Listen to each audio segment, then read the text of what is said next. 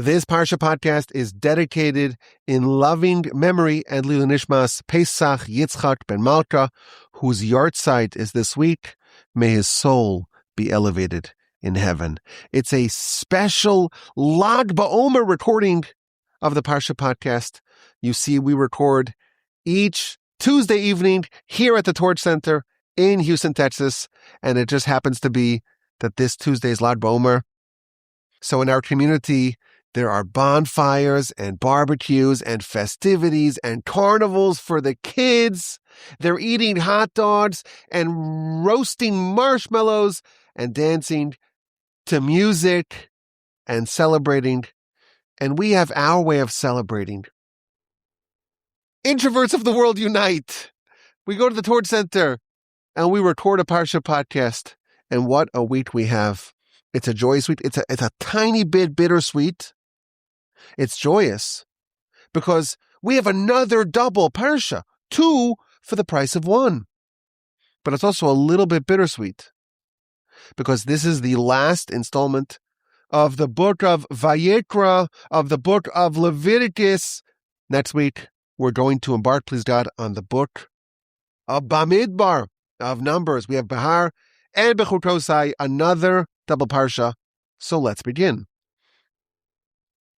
Parshas Behar begins with the laws of Shemittah. Shemittah is the Shabbos for the land. Just as for 6 days you work, for Shabbos you rest, for 6 days you plant, you till, you harvest, you prune, you reap. But the 7th year, no agricultural work may be done. It's the Sabbath for the land. But how will you eat? How will you feed your family? How will you ensure that you won't starve? God promises, Vitzivisi es birchasi, I will command my blessing. You'll have a bumper crop. On year 6, you'll have so much, such abundance. It'll be enough for year 6, for year 7, and even into year 8 when you restart the agricultural work.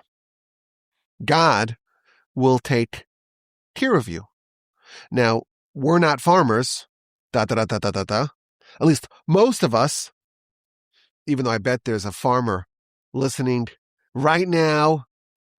They're on the plow or one of the toys. Yes, I called it a toy. It's a lot of fun to sit on and drive around.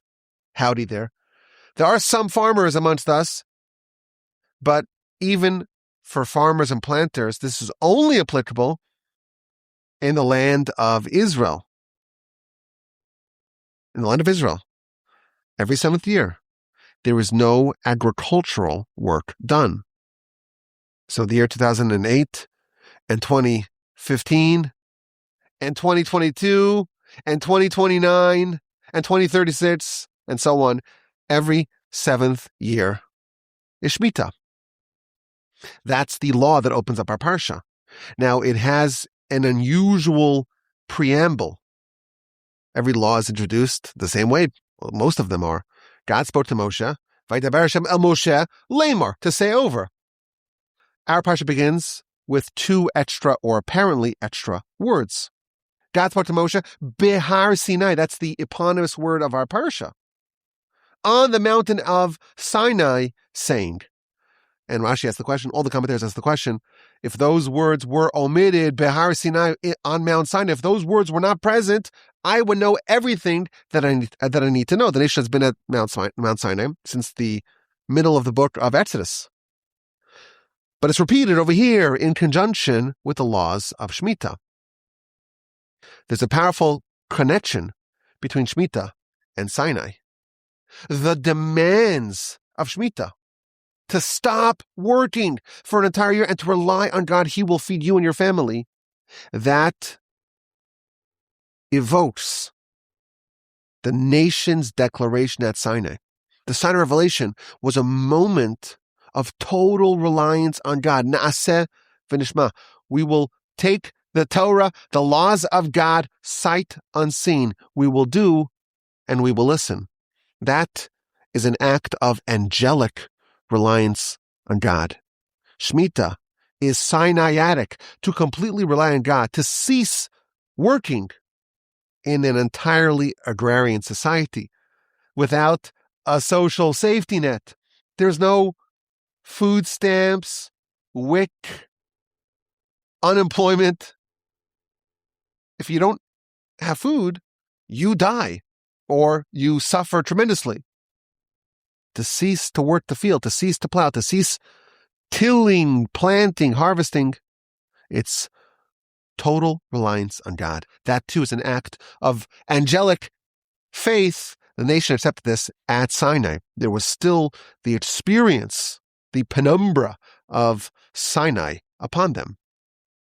Following the Shemitah, we have the Yovel. So for 6 years you work, the 7th is the Shemitah. You cease to work. But then year 8, well, that's year 1 of the next cycle. So years 8 through 13, 6 more years, you work the field. Year 14, you have Shemitah number 2. And if you count 7 rounds of 7 years, you have 49 years. And after 49 years, you have the 50th year. And on the 50th year, it's a double Shemitah year.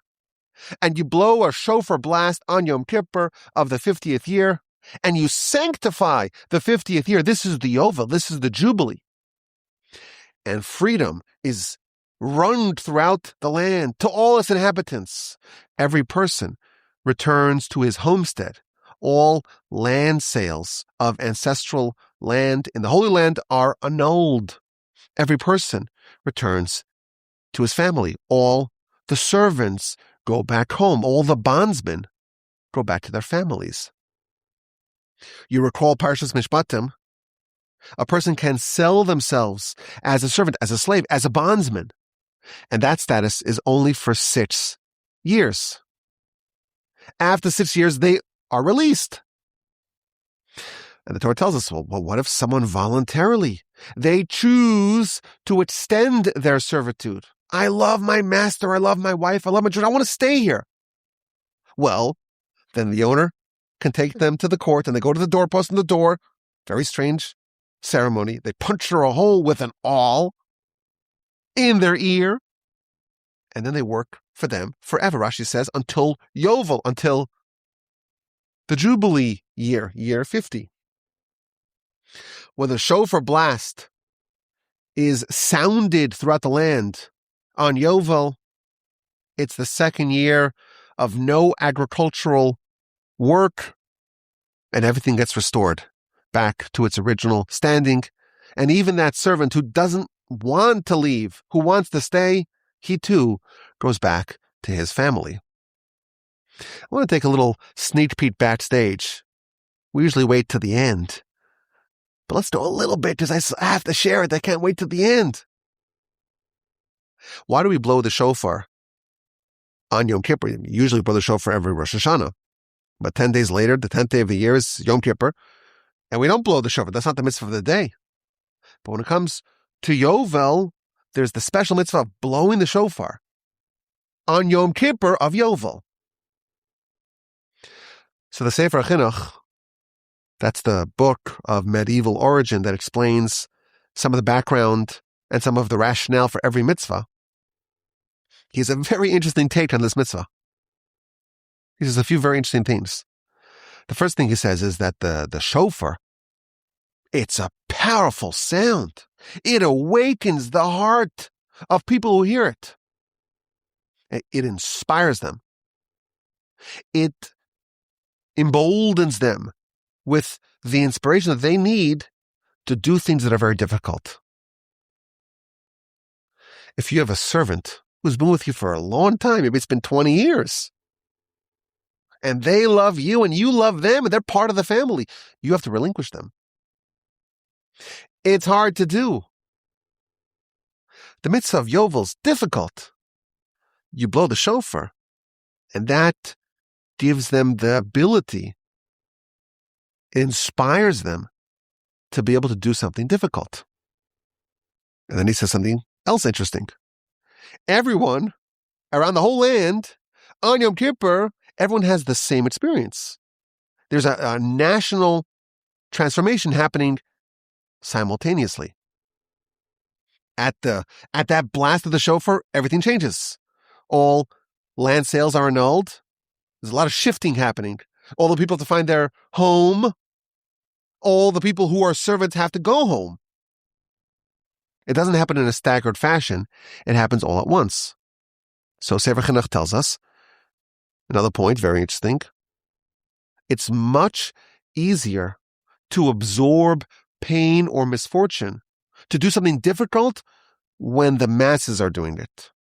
If it's just you suffering, it's very hard. But there's this blast of the shofar, it's Yom Kippur, and everyone is readjusting their whole lives, and they're releasing their servants who have been with them for many years.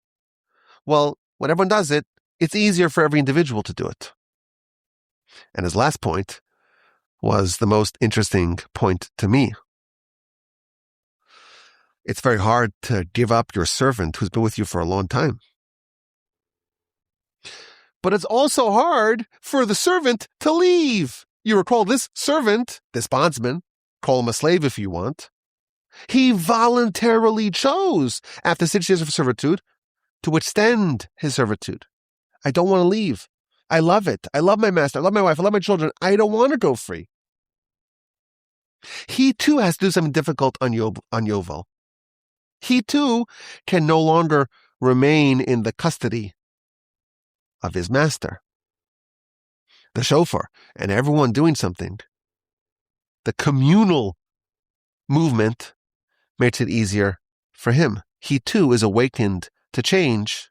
He finds the courage to leave with the blast of the shofar on Yom Kippur. This is very interesting to me.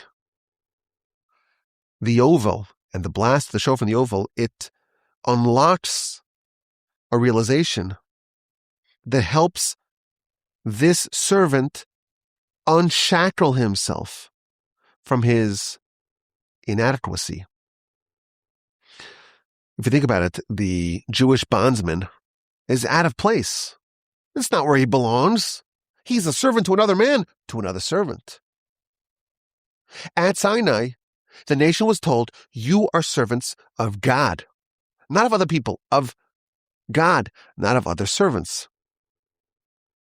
So why is he working for another man? Why is he not his own man, serving God alone as he should, as he ought to? Why does he say, I want to stay beyond my 6 years? He doesn't feel capable of going out on his own, of striking out on his own. He feels inadequate. He feels incapable of taking care of himself. He needs some human master to take care of him. And there's a remedy. It's called the Yovel. And on Yom Kippur, there's the blast of the shofar, and he's encouraged to leave, to go home. I want to suggest an idea. Feelings of inadequacy are a manifestation of a lack of faith. I'll say it again. We're making a bold claim here. Feelings of inadequacy, they stem from a lack of faith. When someone feels inadequate, it's only a result of that person thinking that they can accomplish things. So if you feel like you can accomplish things, but certain things you can't accomplish, well, you feel inadequate. But what if a person realizes that everything is in the hands of the Almighty? You are completely 1,000,000,000% impotent, completely inept, incapable of doing anything. You cannot twitch a muscle, inhale a lungful of air, lift a finger, utter a single syllable without the Almighty empowering you. You're completely incapable. But if you have that attitude, that nothing that we do ourselves, it's only because the Almighty gives us the power to do it. Well, if we have no power at all, then what really is the difference between a grand thing and digesting lunch? Lifting a finger is as easy and as difficult, as feasible and as impossible as doing something transformative for the world. The only reason why someone feels inadequate is because they feel that certain things I can do, other things I cannot. If you feel like you can't do anything, nothing. So what difference is it if it's that thing is a big thing or a small thing? If the Almighty gives the ability, I'll do it. Otherwise, well, I can't do it. Regardless of the difficulty of doing said thing. Yovel is the remedy for inadequacy. It's the ultimate realization that everything, absolutely everything, is in God's hand. You had a whole year of a Shemittah. Year 49 was a full Shemittah year. No one is working. And someone has this genius idea, let's do it again. Let's run it back. We're 10 days into the next year, second year of doing it. For an entire year, we ceased relying on our own handiwork. We spent a whole year mulling over a very powerful idea, ruminating upon, cogitating over, immersing ourselves in the idea that God alone provides, gives. And now we're embarking on year 2. It makes us realize that no person is capable of anything. It's only God. And that's a liberating experience. And all of those self-imposed limitations can be undone. You can unshackle yourself from all of those limitations. Even that meek, inadequate servant who can't even imagine going off on his own, who craves to be a servant, even he realizes that God is totally in control. If he wants you to do it, and he does, therefore you can. This to me is an astonishing discovery. Faith, complete, total faith and reliance on God. The kind of faith and reliance on God that is born out of a whole year and starting the second year of not working at all, relying on God. That is the cure for inadequacy.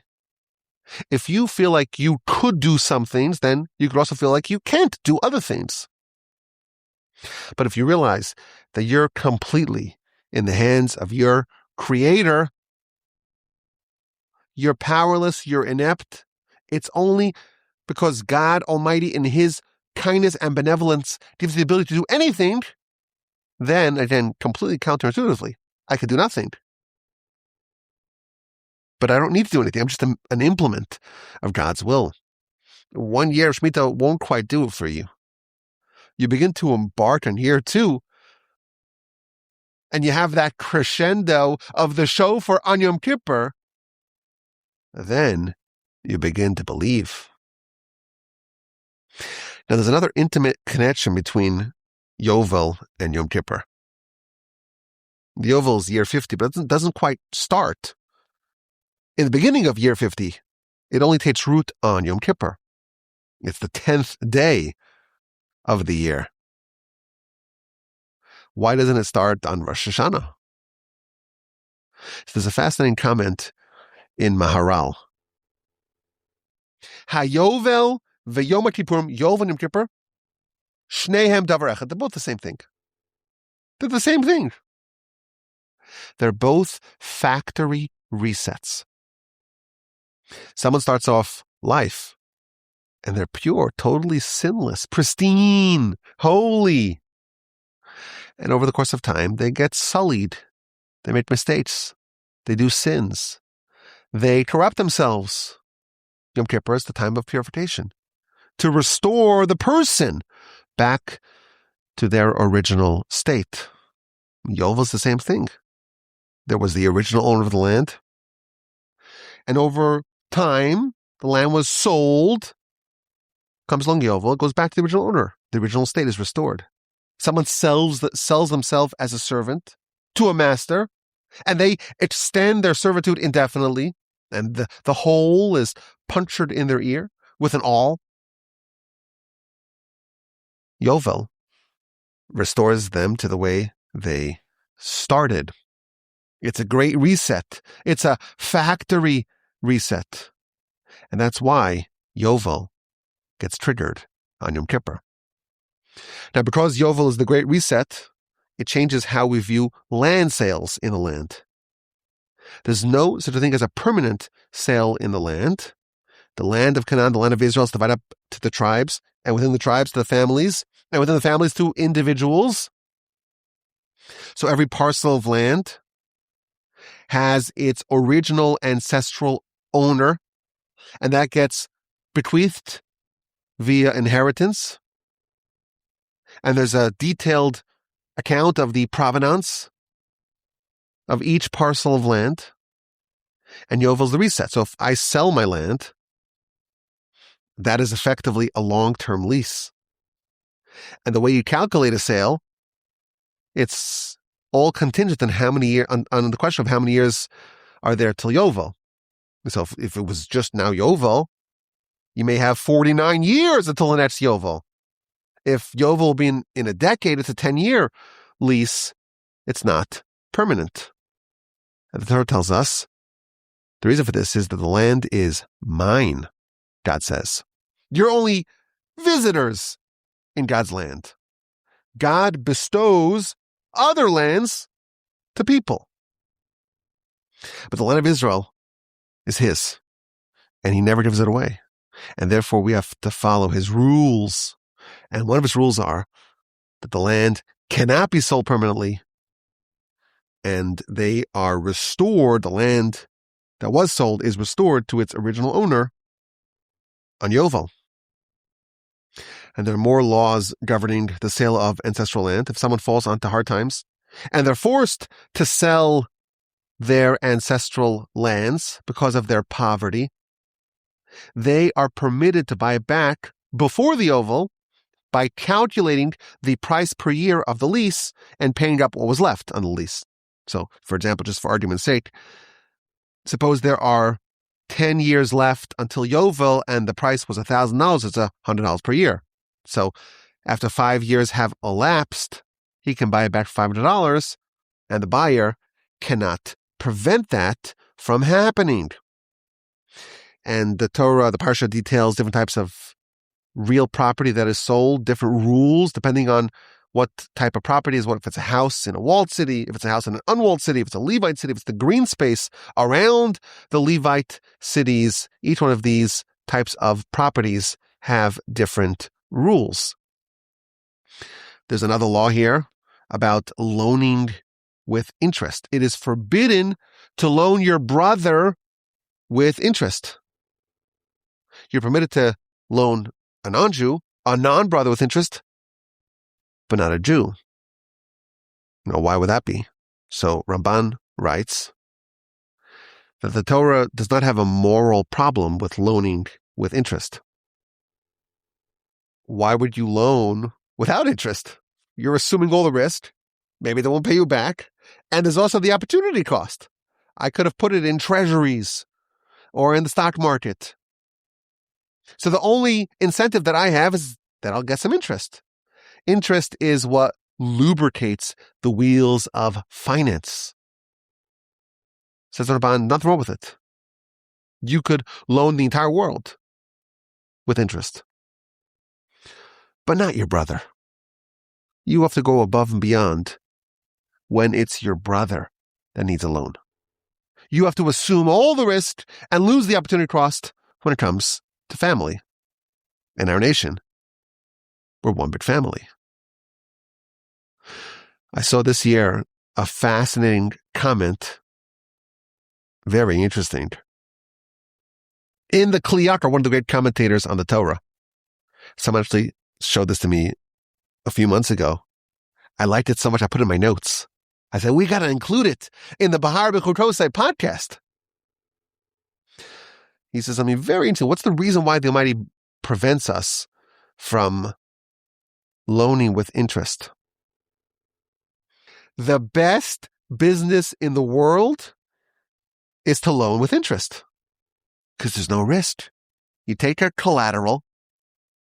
It's foolproof. It's only upside, no downside. So you cover your downside with the collateral, and the upside is you get the interest.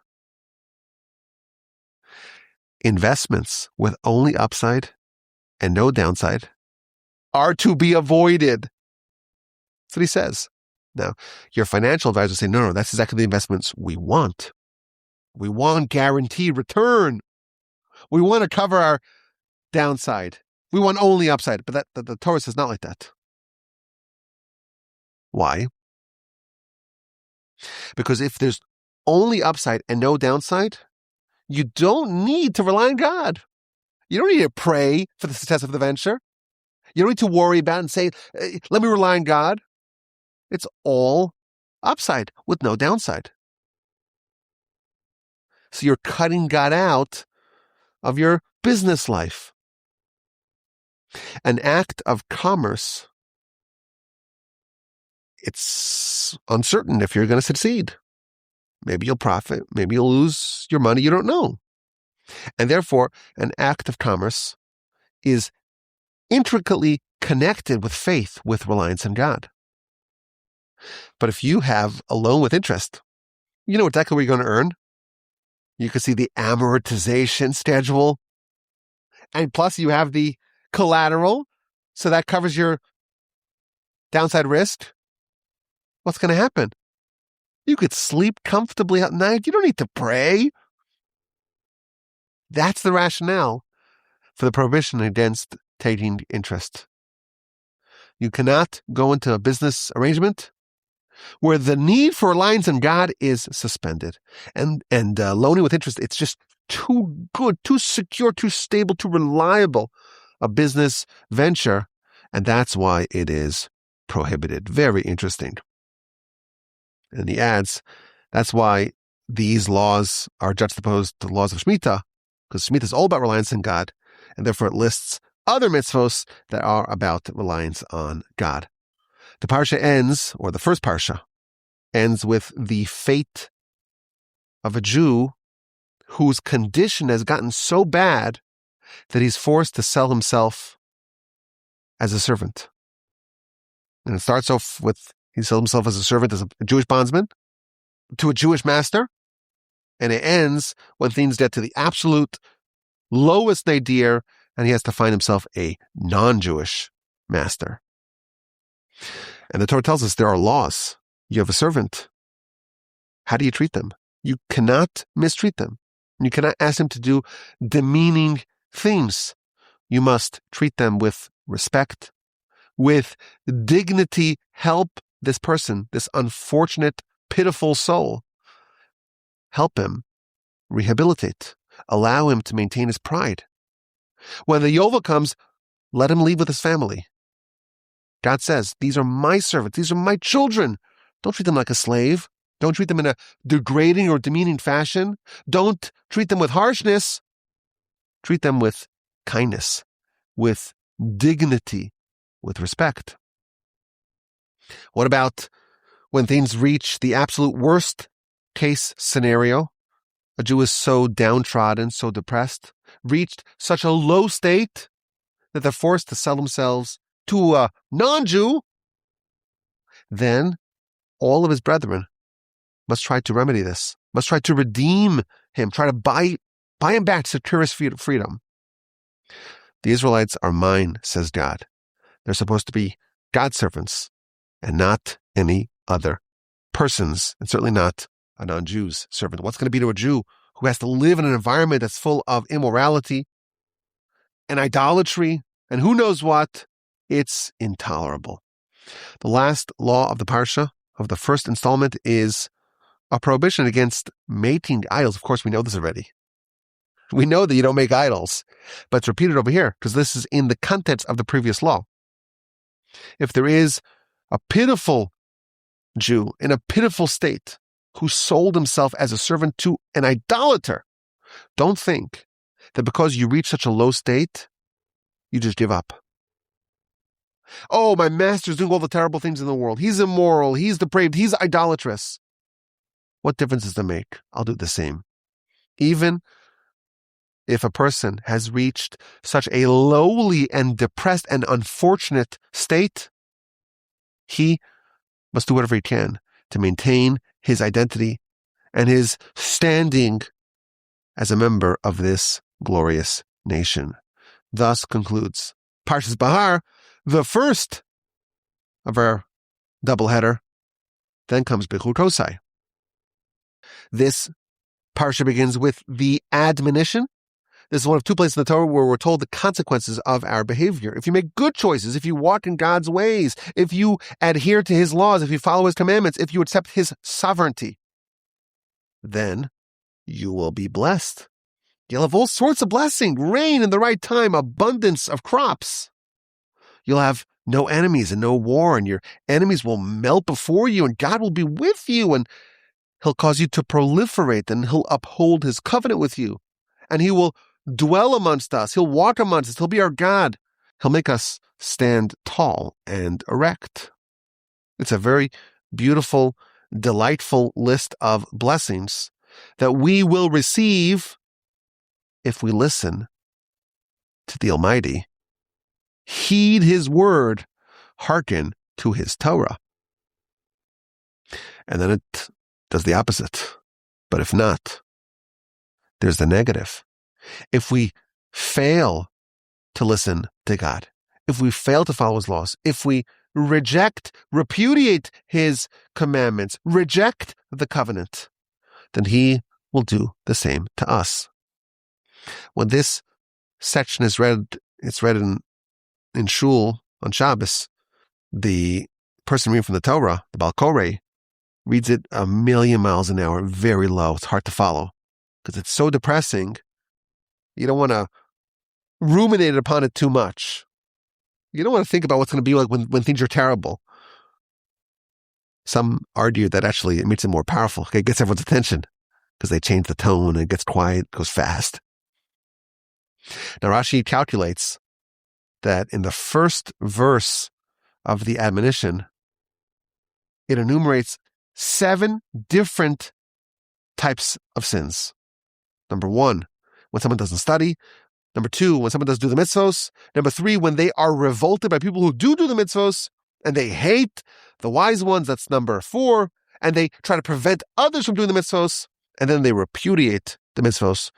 And finally, repudiate God himself. These are the 7 different classes of mitzvahs that are featured in the first verse of the admonition. And because we have 7 sins, it lists 7 punishments, measure for measure. And it's not pleasant. And it gets worse. It describes lesions and fever and frustration and planting that doesn't yield any crops for you. It goes to the enemy, and being struck down by the enemy, and being subjugated and fleeing, and there's no one even in pursuit of you. 7 different punishments, curses, maledictions in response to the 7 sins. And then verse 18, if someone persists and they don't listen to God, they're again disciplined. 7 more punishments. Listen, the destruction of the temple, the heaven won't yield any rain. It'll be like iron, and the earth will be like copper, and you'll work hard in vain. You'll have no crops. The trees won't give off any fruits. And whatever fruits do grow, they'll fall off the tree before they mature. It's the second round of 7 punishments. And then verse 21, it's the third round of 7 punishments. And then verse 24, the fourth round of 7 punishments. And finally, verse 28, if there's again a refusal, an obstinacy to accept the lesson and to turn around, verse 28, a 5th round of 7 punishments. And again, it gets worse and worse and worse. The terrible litanies of admonition, of rebuke, of chastisement, of punishment, they end with some words of comfort. Verse 42, God promises, I will remember the covenant of Jacob, the covenant of Isaac, and also the covenant of Abraham I shall remember. No matter how bad things get, God will still hold fast to this nation and remember the founding fathers. And 2 more verses of comfort, verses 44 and 45. Ve'af gamzos, no matter what happens, when they're in the land of their enemies, God will not be revolted by us, will not be disgusted by us. He will not destroy us. He will not repudiate the covenant. He'll remember the covenant. He'll remember the Exodus. He will forever be our God. So things will get bad, really bad. And of course, historically, they have gotten bad. And everything that's described in these admonitions happened to our people. Unfortunately, the Ramban tells us that everything that is described over here happened when the first temple was destroyed. And the second admonition towards the end of the book of Devarim, Parshas Tisavo, those are all the curses and maledictions and punishments that happened when the second temple was destroyed. These have all happened, but it ends with a note of comfort. Even though you lost everything, you didn't lose really everything. God didn't reject us entirely. There's still the sliver of the covenant remaining. And there's a very interesting comment here in the Chestuni. When someone's so battered and so beaten, they're in exile, they lost everything. And there's a verse of comfort. When you lose everything, where is there room for comfort? All the gifts that God gave us, we lost them all. Where's the possibility for comfort? He explains something unbelievable. There's one thing that cannot ever be taken away from us, that will not ever be taken away from us. And that's the greatest gift of them all. That's the Torah. And that's the comfort. No matter what happens, no matter how much we undergo, no matter how much suffering we endure, the Torah, it's still ours. And I think what he is implying is that the Torah, that's the means to recoup everything that we lost. Parshas Bechukosai, and indeed the book of Vayikra, it ends with a series of laws related to dedications, donations to the tabernacle, laws of tithing animals, lots to discuss. Let's try to go a bit backstage. One of the themes of both parshios, you see a lot of sevens. Shemitah is every 7 years. It's like the Shabbos, 6 days and then the seventh one. That's the Shabbos, and it works in the yearly cycle as well. And then the seventh Shemittah, well, that leads to the Yovel. You count 7 rounds of 7 years, and that reminds us, of course, of the Omer. It's 7 rounds of 7 weeks of 7 days. And then the entire admonition of Bechukosai, it's the 7 sins, and there are 5 different rounds of 7 punishments apiece. But in general, you look throughout the Torah, and this number 7, lucky or unlucky number 7, it appears everywhere. Count the number of words in the first verse of the Torah. It's 7 words. Talmud even says, well, there's actually 7 books. It's not the Pentateuch, it's the Septateuch. It's the 7 books of Moshe. Why? Because there's 2 verses in Parshas Ba'aloscha, in chapter 10 of Numbers, that are cordoned off, that are bracketed by 2 backwards facing nuns, and they're their own books. So the book of Numbers is really 3 books. There's 7 books of Moshe. When there's a marriage, you celebrate it with 7 blessings. And there's 7 days of celebration. And the bride surrounds the groom 7 times. And God forbid, when there's sadness, when there's mourning, the Shiva, the mourning. The word Shiva means 7, because it's 7 days of mourning. There are 7 realms of paradise. There are 7 realms of Gehenna. There are 7 names to the evil inclination. And guess what? There are 7 names of Gehenna. And all the festivals, there's 7 days of Pesach, 7 days of Sukkot. And following Pesach, you have 7 weeks, and then you have the Shavuos. And how many festival days are there of biblical origin? There are 7. 2 of Pesach, 2 of Sukkot, and then 1 of Rosh Hashanah, 1 of Yom Kippur, and 1 of Shavuos. 7 days of inauguration, 7 encirclements of Jericho, purification, all the types of purification, 7 days of purification. And then I saw this was interesting. Moshe is the 7th. You have Abram, Isaac, Jacob, Levi, Kahaz, Amram, Moshe. Moshe is the 7th.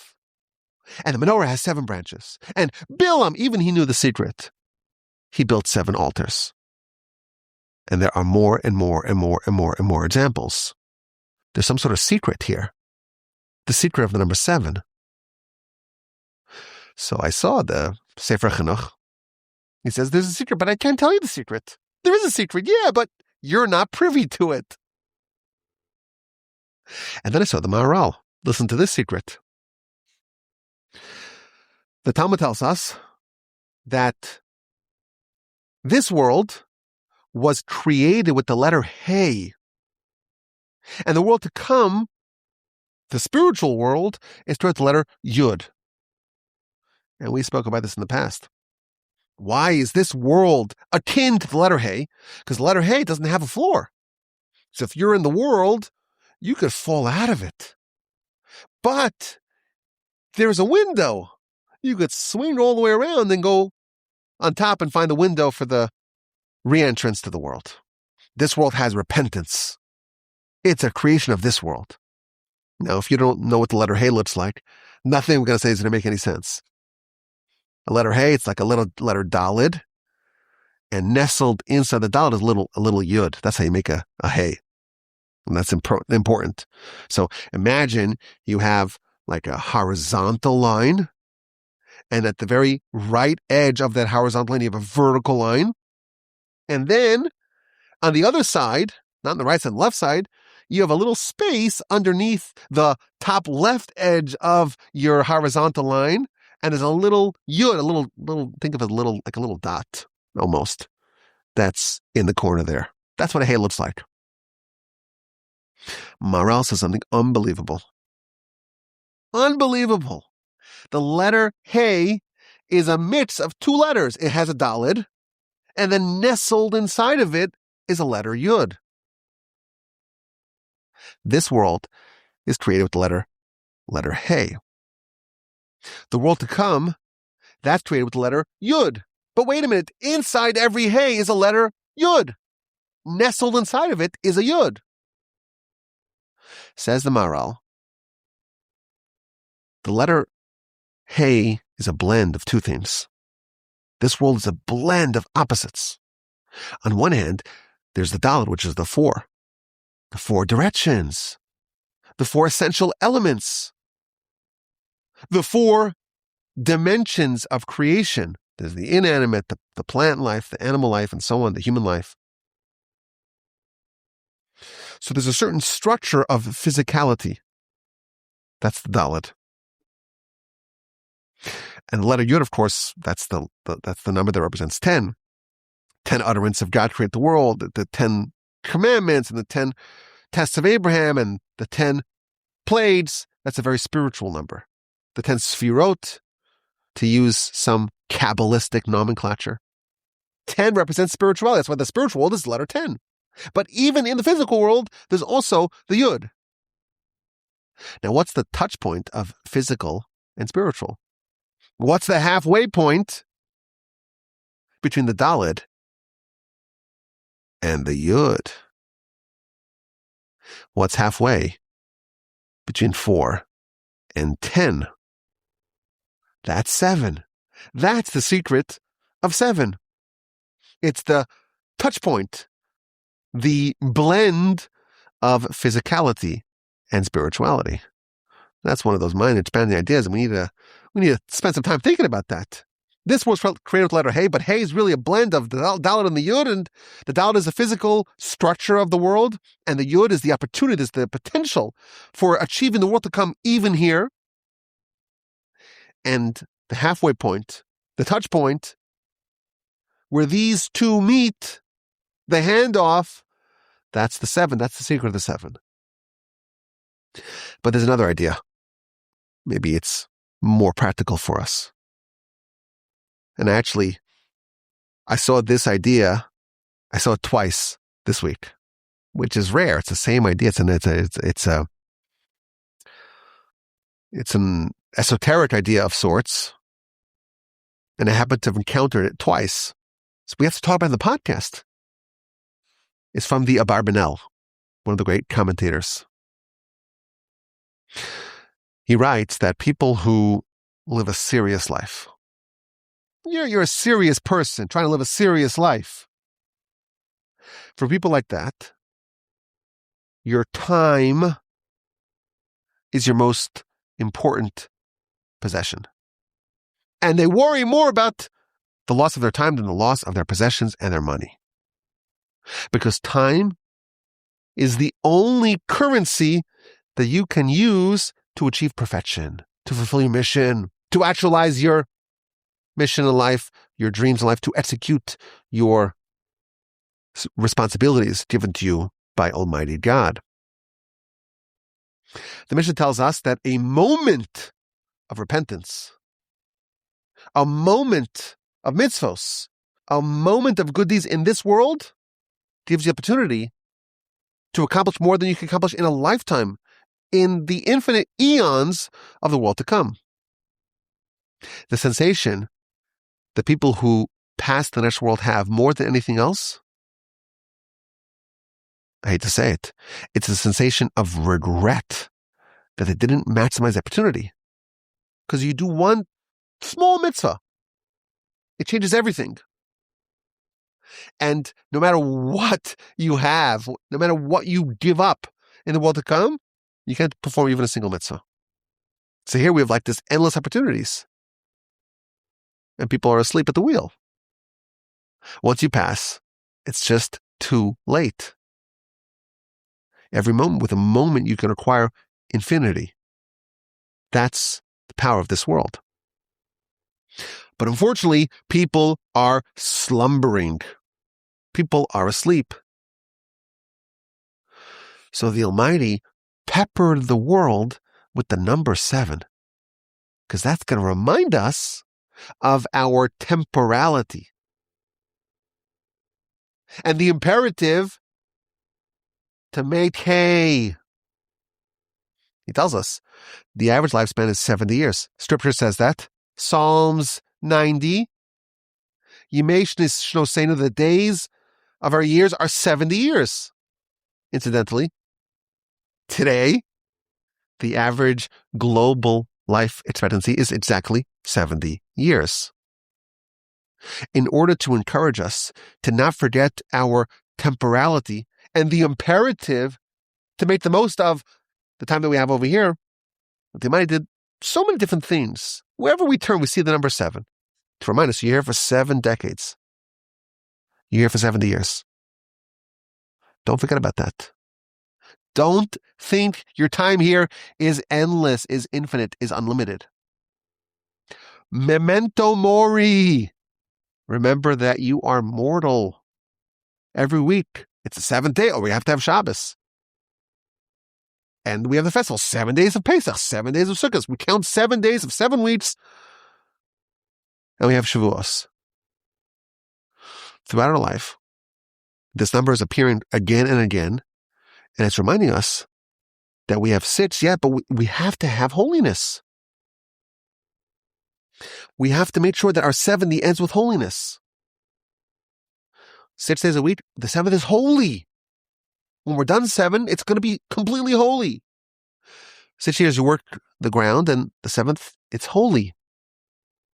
Don't forget what you need to accomplish in your time here. That's the lesson of the Shemittah, he writes. And he has another point. This made some people upset. One of the laws of the Shemittah is that you cannot put lots on your field. You have to open up the field to whoever and whatever wants to come there. You see people walking onto your field, taking what they want. Now, they can't stockpile to bring home. And you could go into your field also to eat from your field. But you can't stockpile. It's not yours. Almost.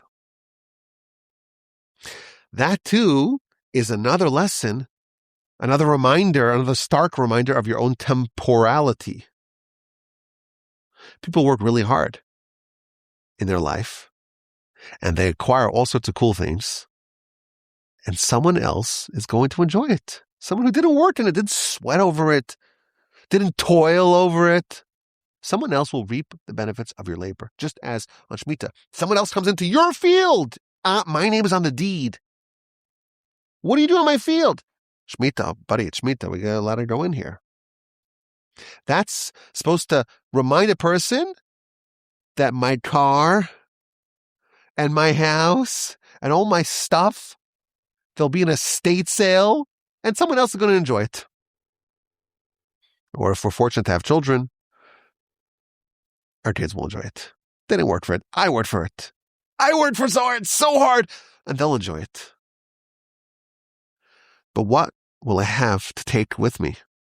The only thing I can take with me, it's only my mitzvahs. It's only my Torah. It's only my charity, my good deeds, my relationship with the Almighty, my effort in overcoming my bad character, my effort in fixing my bad character, refining my soul, purifying my soul. That's the only thing you can take with you. 777, don't forget that. End with holiness.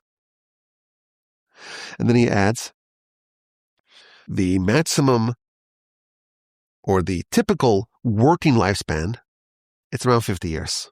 Now, the way he arrives at 50 is that first 10 years, you got to get ready. And then you work from 10 to 60, but then once you're 60, you're already too old to work. You got to retire.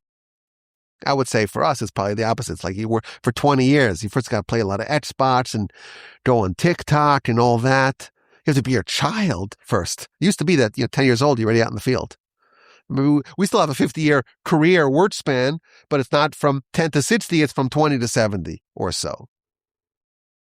You have about 50 years. You have to end off with purification, with holiness, with something like Yom Kippur. Don't forget that. Never lose sight of that. So I'll say what we said at the beginning. Most of us are not farmers.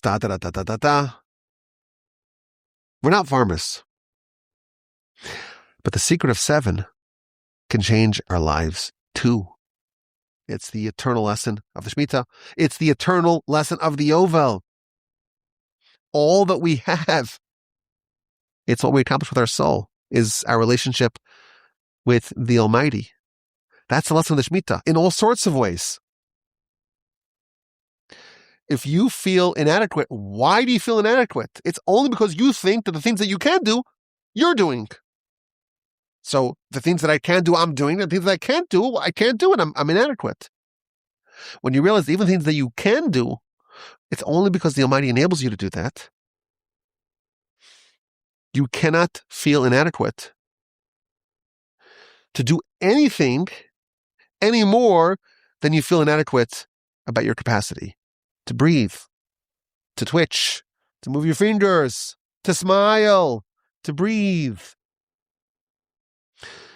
God created us. He gave us the ability to do what He wants us to do. He's going to empower us to do what we want to do.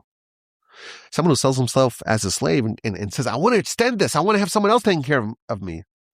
I can't rely on God. They need to be taught the lesson. You got to rely on God. A Shemittah plus and the blast of the shofar, that will get them there. And we see another idea. There's lots of 7s. And there's some secrets there. And it's the touch point of physicality and spirituality, Maral says. It's the halfway point between the Daled of the Hay and the Yud of the Hay. But it's also a reminder that it's about a 70-year venture here. That's all we have. And we need reminders. Why do we need reminders? Because again, people who are aware of God and aware of their soul and aware of their mission, even those people need reminders. Because the truth is, it's not intransigence, evilness, pettiness, obstinacy that prevents people from accomplishing great things in their life. Most of all, it's procrastination. I'll make the decision later. I'll get to it eventually. We have plenty of time. 7, wherever we turn. Our time's limited. You got to end off with holiness. And you don't know if you'll last the full 70 years. You got to make sure you end up with holiness. invest in your soul. The 7, the 70, the 70s, wherever we turn. It'll remind us to keep life in perspective and make sure that we do what we need to do. We fulfill what we need to fulfill. We end off with holiness. That's a wrap to the book of Vayikra. What an incredible privilege that we have to study this amazing book, the Almighty's book. I was telling my students, I said, I don't understand, like if your favorite author, they looked at me like I was nuts. Maybe this is not the new generation, the Zoomers, Gen Z. I said, imagine your favorite author was coming to your neighborhood to read the new hot novel. And there's a reading. You wouldn't go listen into the reading? Of course you would. We have the Almighty's Torah. Every single letter is from the Almighty himself. And they read it in shul every week. How can you miss it? What a privilege we have that we could study this. It's like unbelievable. The same Torah that the Almighty gave to Moshe, word for word, letter for letter. We can study it together. It's crazy. Thank you, Almighty God, for giving us this opportunity. And now we finish the book of Vayikra, and we hope and pray that just as we finish the book of Vayikra, with the Almighty's help, we'll be able to embark on the next project. Parshas Bamidbar, the book of Bamidbar, the book of Numbers in good health and in good spirits, together from the Torch Center in Houston, Texas. Have a wonderful day. Have an incredible rest of your week. And of course, a meaningful, powerful, uplifting, sensational Shabbos. Now we know a little bit more about it. You have the Shabbos and you're supposed to remember, I must inject holiness. I got to end this 70-year venture with holiness. It's a good lesson every week. Please God, we'll get together again next week for another installment of the Parsha Podcast. A new book next week, please God. My email address is rabbiwolbe@gmail.com. Would you do me a favor? Would you kindly send me your first email if you haven't yet sent me one? I'm hitting refresh on my Gmail, rabbiwolbe@gmail.com.